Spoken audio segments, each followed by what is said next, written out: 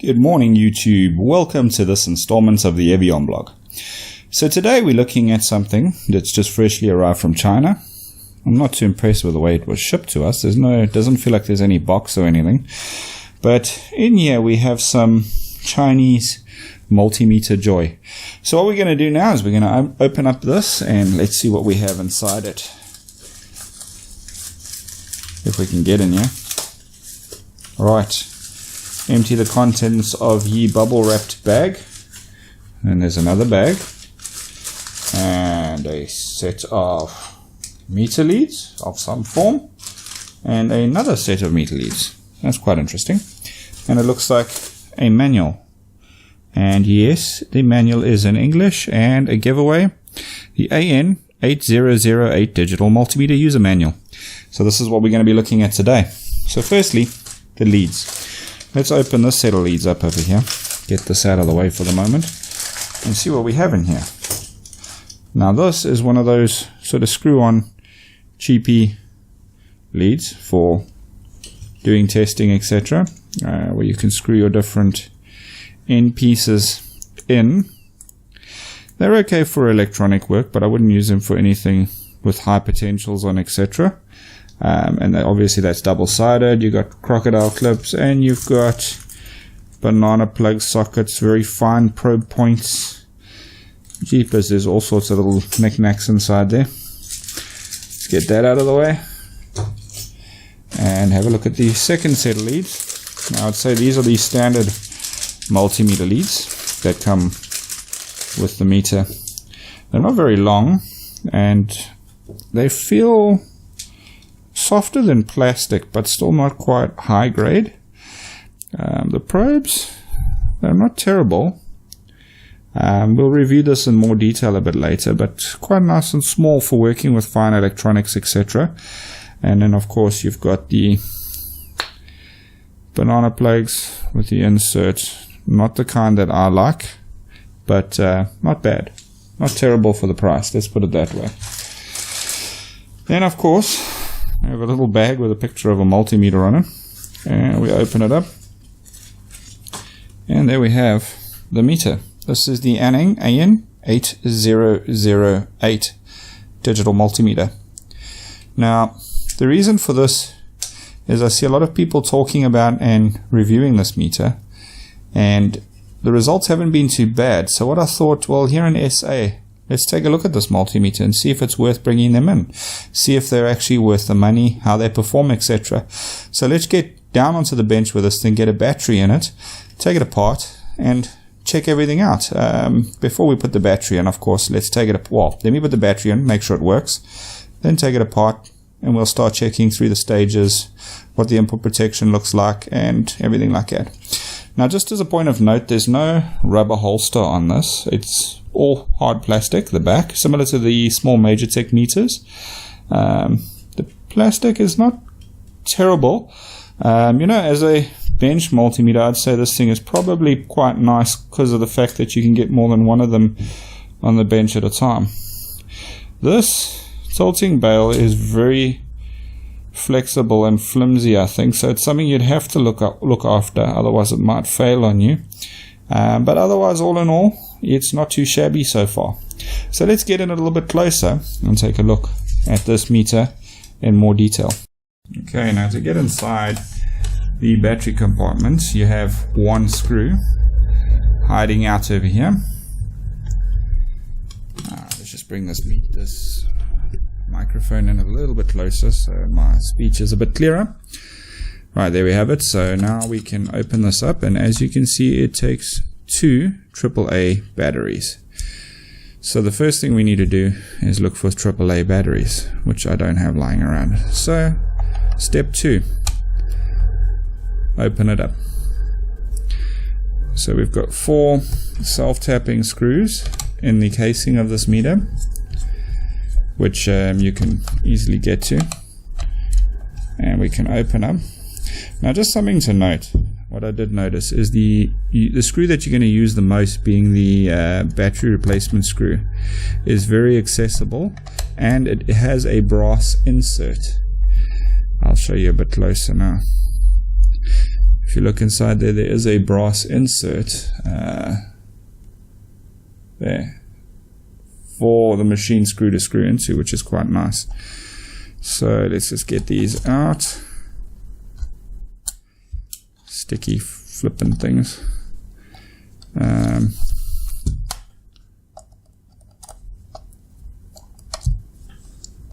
Sometimes they just hang on by the last few threads over there, but you can get them out relatively easily. Then the meter itself, you kind of have to somehow pry it out. So let's just get some tools for plastic prying before we damage this thing,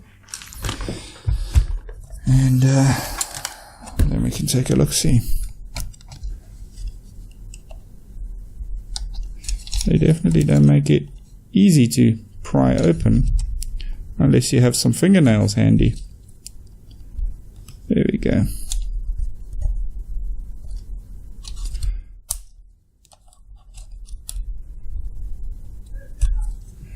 She's really stuck in there.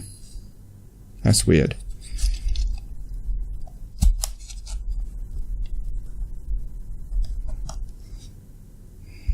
In fact, she's more stuck than I can remember anything ever being. Okay, and we're in like Flynn. So, there it is, ladies and gentlemen. The Aneng AN8008 digital multimeter. 10,000 count digital multimeter. Let's get in a little bit closer. Now, people have spoken about this in the past. The build of these connectors, it's not great. It's just sort of one point with these connections pushed into the housing, but it's still better than what I have seen come out of other branded multimeters in the past. These tiny little fuses, I'll put some links to reviews from other YouTube reviewers who did some testing with these and found some issues with isolation, etc., the gap basically between the two at higher voltages with current flowing. But in so saying, they're rather interesting. They're cute, to say the least. There is a push button section over here, like a contact for what looks to be another button.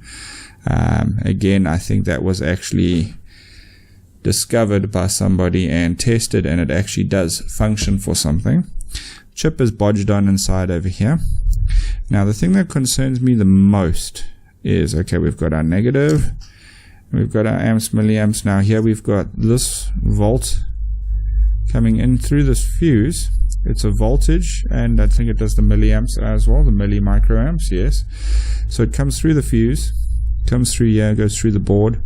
I'm not seeing any PDC MOV devices over here. On the current range over here, we see the fuse, we see some resistors, you see your current shunt, but if you look at this, it goes through here, through the current shunt, and to negative. And then obviously you've got something going here to this diode, or what looks to be a diode, and your current sense obviously picks up on the other side and reads through to here. There are some resistors around this area, surface mount, very well put on. Some passive components here, a couple of transistors or MOSFETs, whatever they may be. There's one through-hole transistor here and one through-hole capacitor. Then of course we've got a through-hole 4 megahertz oscillator. This I can't really read it, but it could be a voltage reference or something on there. Alternatively, the voltage reference could be built into the chip. I'm not sure on the full spec of these meters. But all in all, yes, the build may be cheap, but it actually looks reasonable, if you ask me. I mean, if we pop this cover back on,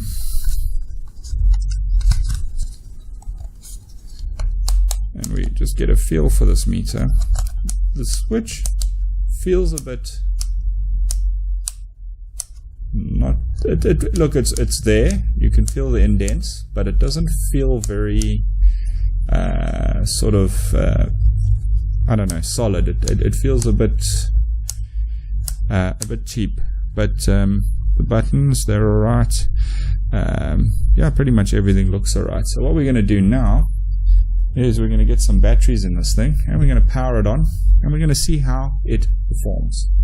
It's going to be quite an interesting review, this, like I say, so let's get on with it. Alright, so we got some batteries in the fob fucker, so let's close it up.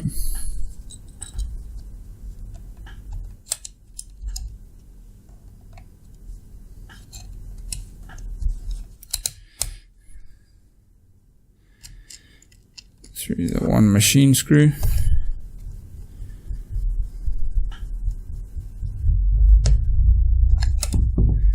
And there it is. Okay, so like I said, the tilting bail doesn't instill a lot of confidence, but all in all, I think it's quite a nice little device. Right, so let's switch her on.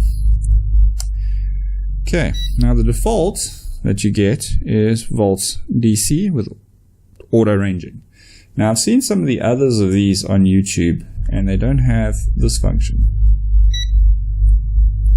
like the other AN models. This one, of course, does have a nice backlight. It's actually a very nice readable backlight, which is interesting. It's basically lit from this side here, but it seems to be quite uniform. And of course, this is also a range switch where you can switch to manual range. I don't know, you can't get back to auto range on this without switching off and back on. Fair enough, not a big deal. Then if you want to get to volts AC, you push this button and you see AC voltage, also auto ranging. True RMS shows up in the display. I'm not sure how accurate that is. Maybe we'll throw some waveforms at it and see how accurate it is. But there you have it. Then you've got millivolts DC, millivolts AC, true RMS. Then over here in default, you have resistance, which is quite nice. Then you also have continuity buzzer. While we're on the continuity buzzer, let's throw some leads on this thing and just see how that performs. Now remember, we're not trying to compare this thing to a Fluke or to something high-end. We're just trying to get an idea of for a cheap meter.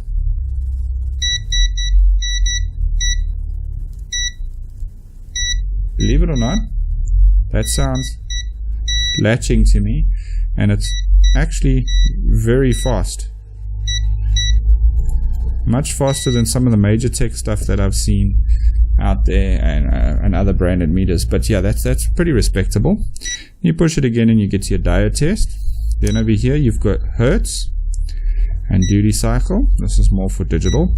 So for example, if I was to quickly throw on the signal generator, give me 2 seconds.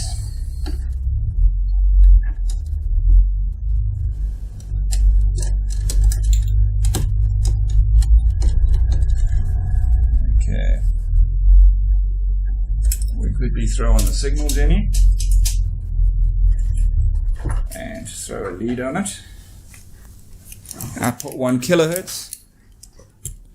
Now let's see what happens.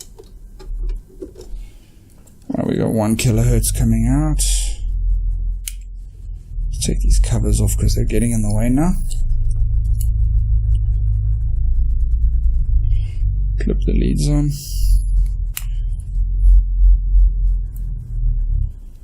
Okay. Now we have 1 kilohertz.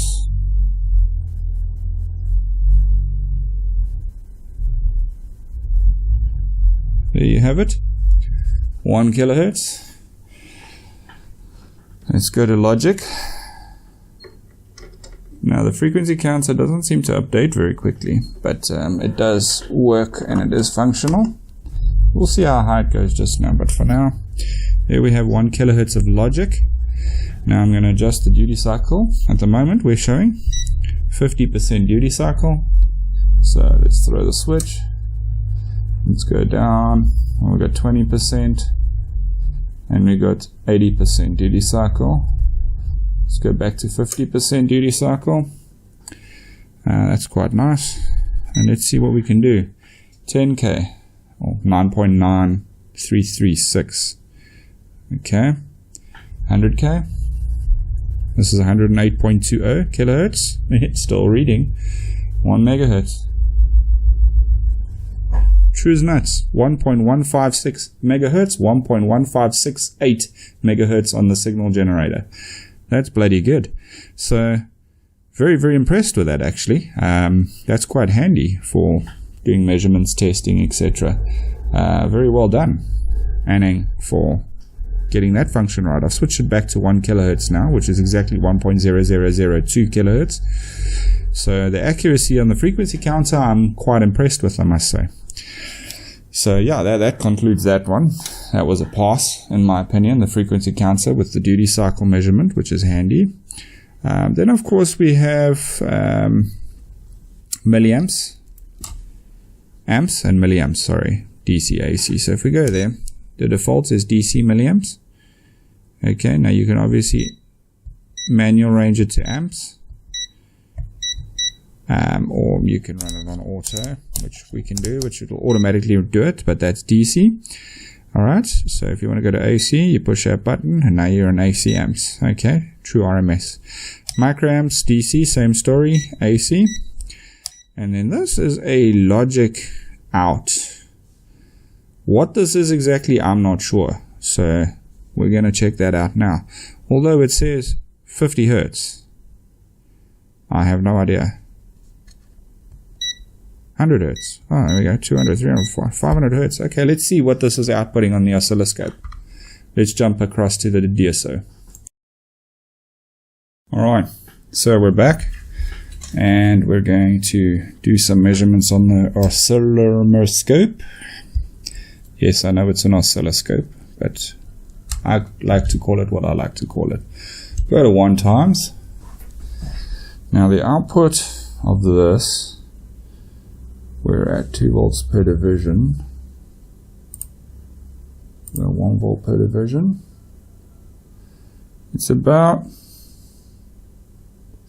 oh geez, I don't even know. I'm too lazy to actually try and read between all the cameras running over here.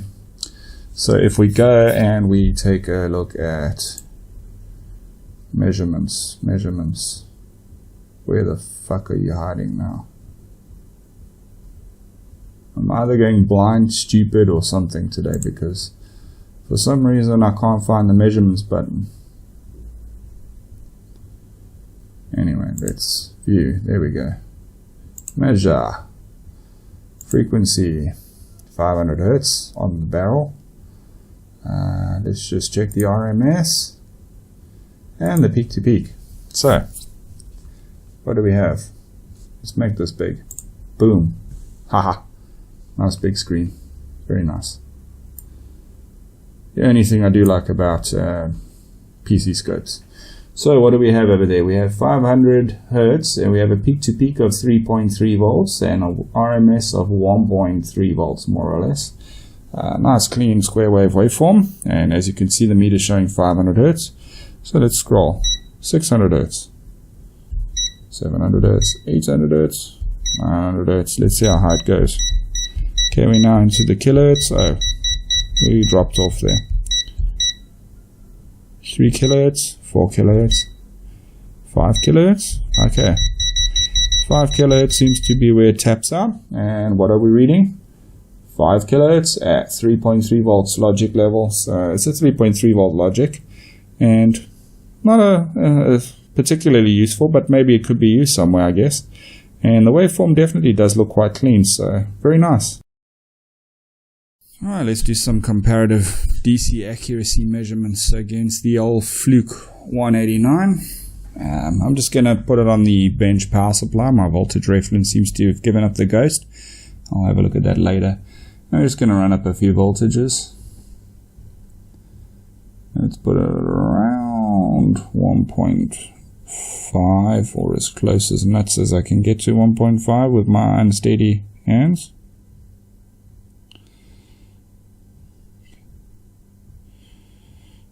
Yeah, twiddling these power supply things is never fun. Okay, 1.500, 1.499, 1.500, close as nuts. This is actually, yeah, the power supply is drifting slightly. So far the little Aneng is actually behaving the way it should. So 1.502, 1.502, Let's run it to around, ooh crap, not that high.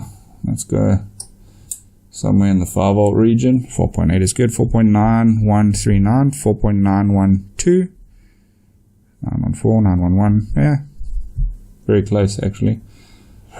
Around 7.048, 7.046. Now it's interesting, this meter starts keeping up with this guy till 10,000 count, 999. So let's see. 9.444, 9.442. Accuracy is actually pretty damn decent on this little thing. Very impressed, but I think at exactly 10 volts we shall lose that resolution, and there we go. Okay, but let's just go 11.1, 11.218, 11.20, close enough. 15.683, 15.68.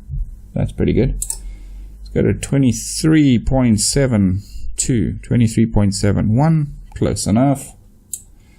And let's roll it to the maximum, 31.444, 31.42. Still very accurate. Nice. Very well made, actually, in my opinion. I like it. So, basic DC accuracy, not terrible. AC accuracy, we'll see now. First thing we're going to do is we're going to switch it to AC. Switch that to volts AC. I don't have my Variac connected over here, but I do have one or two AC voltage sources we can compare against. One of them being this one over here. Let me just power up that supply. Okay, so we got 18.688, 18.68. I'd say that's pretty fucking on the money, eh? And this is 50 hertz. So if we switch now to hertz, we should see our 50 hertz. There we go. And percentage, 48.5% duty cycle. DC, we shouldn't see much DC there. Back to AC. Pretty good. I'm impressed with that. So yeah, the accuracy of this little meter is actually pretty good. The update isn't as fast as the Fluke, but it's still, for what it is, I'm impressed. Very nice. Right, so step 2. Now we're going to unplug from here.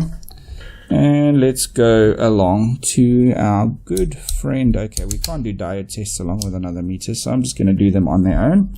Give me 2 seconds to set up and I'll be right back.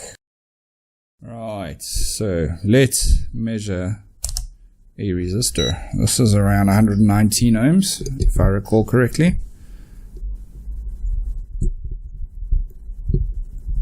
Fucker, come. 120.5. Maybe I wasn't right about that. 120.2. Okay, I haven't deltaed out any lead resistance, but that's close as damn it. These are 10k a piece, more or less, 5%. Sorry, 100k. My bad. 101.4, 101.3. Yep, settling takes a bit of time, but nothing wrong with the measurement. What about a diode? We already played with the continuity. Let's check out a diode.